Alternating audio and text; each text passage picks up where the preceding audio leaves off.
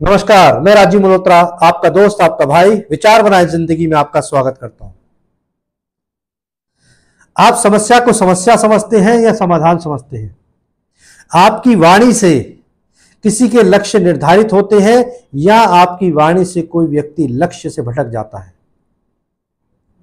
एक माइक नाम का लड़का बहुत शरारती और इंट्रोवर्ट व्यक्ति था। वो इंट्रोवर्ट था और अपनी शरारतों से दूसरों को कभी कभी कष्ट पहुंचा देता था, और कभी कभी कष्ट इतने गहरे होते थे कि दूसरा व्यक्ति उसके माता पिता को शिकायत करने आता था कि आपके माइक ने ऐसा ऐसा कर दिया। उसके विद्यालय के जो शिक्षक थे वो भी माइक से कई बार परेशान हो जाते थे। एक दिन माइक ने इतनी बड़ी गलती कर दी कि उसको विश्वास हो गया कि आज मेरा बढ़िया से राज्याभिषेक होने वाला है।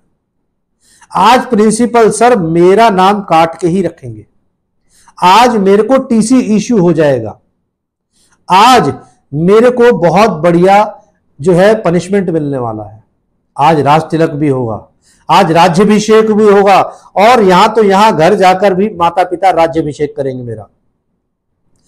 वो माइक बहुत डरा हुआ था। इतने में पियोन आता है। पियोन आता है और कहता है कि माइक, तुम्हें प्रिंसिपल सर बुला रहे हैं। अब माइक डरे डरे सहमे सहमे कदमों से प्रिंसिपल रूम की तरफ आगे बढ़ता है। अब जैसे ही वो गेट खोलता है, हाथ कांप रहे होते हैं और मन में हजारों ख्यालात, हजारों विचार चल रहे होते हैं कि आज मेरी उस बड़ी गलती का क्या परिणाम मेरे को भुगतना होगा। आखिर आज तो मेरी पिटाई बढ़िया से होने वाली है, आज मेरा राज्याभिषेक बढ़िया होगा, आज राज तिलक तो बहुत बेहतरीन होने वाला है। अब वो प्रिंसिपल रूम का जो है गेट खोलता है और बोलता है, मे आई कम इन सर। प्रिंसिपल सर जो है दीवार की तरफ चेहरा करके और वो कुछ किताब पढ़ रहे थे। अब वो जैसे ही मे आई कम इन बोलता है तो प्रिंसिपल सर कहते हैं, आओ माइक, बैठो जरा मेरे सामने, आज तुमने क्या करा है जरा मुझे बताइए। माइक निशब्द हो जाता है, कुछ भी नहीं बोलता, और मुझे लिख के दीजिए कि तुमने मुझे क्या जो है गलतियां करी हैं विद्यालय में। माइक के आगे एक कागज और एक पेन रख देते हैं, और जैसे ही माइक पेन उठाता है, प्रिंसिपल सर घूमते हैं और बोलते हैं, माइक खड़े हो जाओ और अपने हाथ दोनों आगे करो।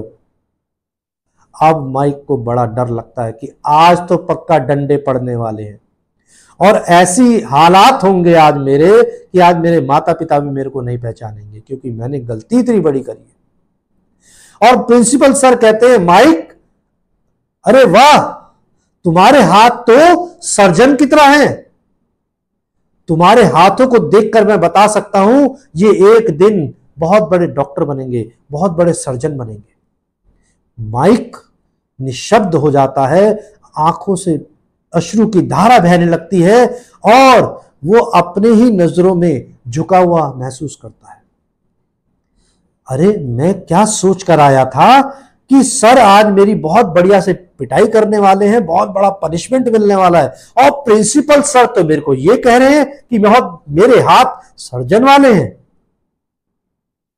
अब माइक उस कमरे से बाहर आ जाता है, लेकिन वो जब उस कमरे से बाहर आ रहा होता है तो अपने साथ एक उद्देश्य लेकर आता है, और जाते जाते प्रिंसिपल सर को बोल कर जाता है, सर आज मेरी ये आखिरी गलती है, और ये हाथ एक दिन आपको सर्जन बनकर ही दिखाएंगे।